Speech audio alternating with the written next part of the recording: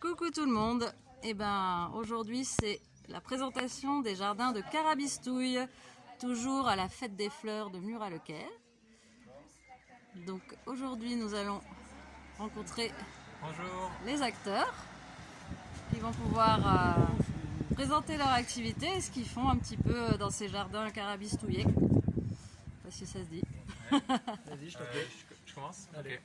Alors, le jardin de Carabistouille, c'est un espace test agricole, c'est-à-dire qu'il y a une paysanne, Lise, la sorcière de Carabistouille, qui fait une pause pendant 2 ans, le temps de faire une formation et qui nous met à disposition son terrain pour nous permettre de nous tester au métier d'agriculteur avant d'avoir fait les investissements pour du foncier. Donc, ça permet de se tester sans prise de risque. D'accord. Voilà. Et Assez clair, comme ça. ok. Et du coup Lise à la base elle fait la même activité que vous ou... C'est ça. Lise, c'est une sorcière, donc elle est principalement dans les PAM, dans les plantes aromatiques et médicinales. Ouais. Donc elle cultive beaucoup de plantes, beaucoup de vivaces, et elle les transforme. Donc elle fait aussi des petits fruits, donc ça permet d'avoir une gamme assez variée et diverse. Donc elle fait des confitures, elle fait des tisanes, elle fait des huiles et des vinaigres aromatisés, des sels aussi, enfin plein de trucs. D'accord. Est-ce que vous reprenez cette activité-là Et ou... nous on reprend cette activité-là. Ouais. Ah oui, ok. L'avantage c'est que c'est des vivaces, donc la plupart des plantes sont là, déjà sur place. Donc ça nous facilite la tâche, ça nous permet d'avoir moins d'investissement à faire et voilà, puis d'apprendre aussi dans ce domaine-là, sur lequel on a beaucoup de choses à apprendre. Voilà. D'accord. Voilà, et puis on fait aussi des plans, donc les plans qui sont là. Elle faisait des plans aussi, donc on ne s'est pas trop posé la question sur est-ce qu'on fait ou pas, mais on fait. On fait tout en bio. Voilà, tout en bio, et ça permet d'avoir quelque chose à vendre avant le début du printemps et le début printemps. Ouais. Pour commencer la saison, ouais. Exactement, ça permet de commencer la saison, puis aussi de proposer quelque chose de varié aux clients. Voilà. Bon, bah c'est super. Et donc ça dure combien de temps cet espace test? À mon tour. Allez.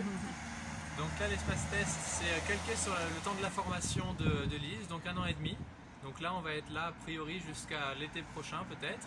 Et pourquoi pas, on pourrait pousser jusqu'au marché de Noël où on pourrait vendre nos tisanes, nos confitures, tout ce qu'on aura produit ici là. D'accord, ok. Et nous, ça nous permet aussi de prendre le temps de chercher le foncier pour notre installation finale dans le Puy-de-Dôme. D'accord.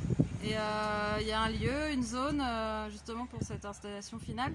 Ouais, la zone qu'on cherche, ça va être dans le Livradois, donc on va dire entre Thiers et Ambert. Après, c'est dans tout le Puy-de-Dôme, hein, vu que le foncier est un peu difficile d'accès, on est ouvert. Ouais. Et vu qu'on a un numéro 3 qui est actuellement absent, mais qui nous rejoint régulièrement, qui va se faire muter très vite. Lui, il est du Puy-de-Dôme, il a grandi là, il connaît les gens, c'est pour ça qu'on est là pour le rejoindre, pour connaître un peu le territoire. C'est notre porte d'entrée. D'accord. Notre pote d'entrée. Pardon.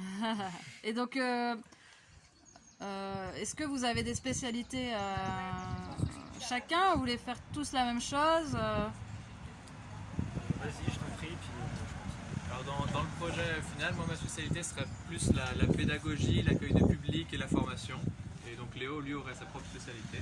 moi j'ai un parcours plutôt entrepreneuriat, donc tout ce qui est création de projet, c'est pas inconnu pour moi. Et j'ai fait un BPREA l'année dernière en maraîchage bio, donc plutôt maraîchage. Je pensais plutôt me diriger vers le maraîchage, mais plus ça va, moins ça m'intéresse. Pas que ça me désintéresse, mais c'est que c'est quelque chose de compliqué, de difficile. Et la transfo m'intéresse le plus, et les PAM aussi, donc c'est aussi pas pour rien que je me suis dirigé vers cet espace test chez Lise.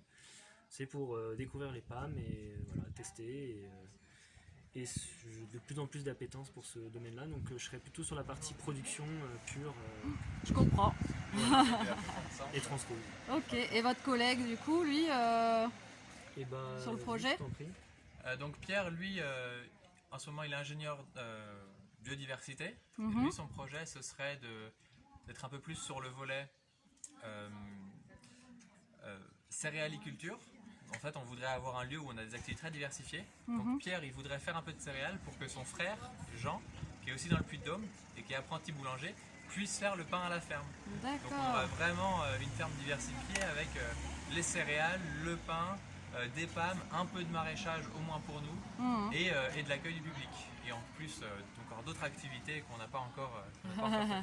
Auxquelles on n'a pas encore pensé, Oui, mais ça ne qui devrait viendront tarder. dans tous les cas. Donc c'est un projet collectif finalement. C'est ça, il y a un collectif complètement. derrière. De toute manière, on se rend bien compte que ce genre de projet, le collectif et la diversification, c'est quand même de plus en plus important Exactement. et c'est aussi hyper intéressant. Et c'est l'espace test est là aussi pour ça, c'est que ça nous dégage du temps pour pouvoir travailler sur le collectif qu'on est en train de monter petit à petit. On essaie de se réunir une fois tous les 2-3 mois pour monter tout ça. Ouais. Ok. Et est-ce qu'il a un nom, ce collectif, déjà ou... Pas encore. On a En soumis cours l'idée, mais Ouais. Alors, c'est pas encore validé par tout le monde. Quoi. Léo, Pierre et moi, on s'appelle les Trois Branches parce que Pierre, quand il était petit, avec deux copains, ils avaient une asso qui s'appelait les Trois Branches et ils restauraient du patrimoine local, des lavoirs, ils faisaient du défrichement, tout ça. Et on s'est dit qu'on allait reprendre ce nom-là au moins pour nous trois, pour garder un peu cette continuité. Et parce qu'il y a des gens qui la connaissent. Et puis les Trois Branches, plus tard ce sera les vieilles branches. Il y a l'idée d'embranchement, bien sûr, ça fait nature. Oui. Donc on partage ce nom-là déjà pour commencer. Ok. Bon, bah c'est super. Bah merci beaucoup les garçons. Merci. Et Merci. à très bientôt sûrement. À bientôt. Ouais, avec plaisir. Salut.